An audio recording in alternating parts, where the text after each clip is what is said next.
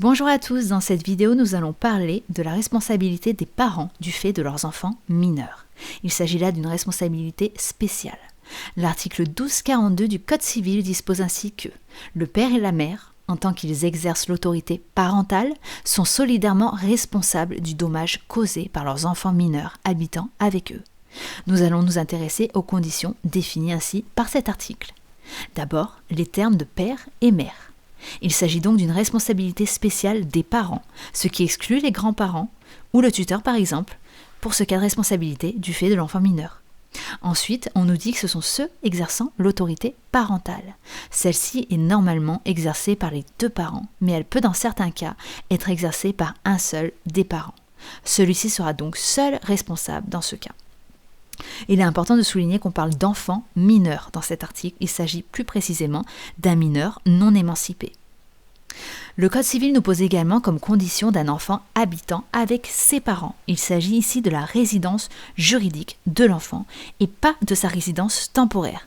Par exemple, dans le cas de vacances chez la tante, chez l'oncle ou chez les grands-parents, la cohabitation avec les parents, au sens de l'article 1242, n'est pas rompue. En cas de séparation des parents, cette notion peut apporter une certaine difficulté. Il faudra donc voir si le juge a fixé une résidence habituelle pour cet enfant.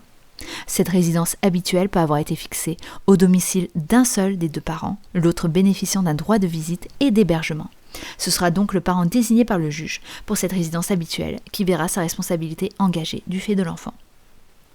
On parle enfin de dommages causés par l'enfant, mais à aucun moment d'une faute. C'est pour cela que l'on parle de responsabilité des parents du fait de leur enfant mineur et non de la faute. Un fait, cause directe du dommage, est suffisant. L'arrêt important à retenir consacrant cette absence de nécessité de faute est celui de l'Assemblée plénière de la Cour de cassation du 9 mai 1984.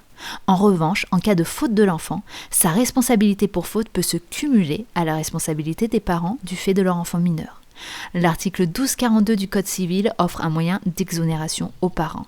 Ainsi, il nous indique que la responsabilité ci-dessus a lieu, à moins que les pères et mères ne prouvent qu'ils n'ont pu empêcher le fait qui donne lieu à cette responsabilité.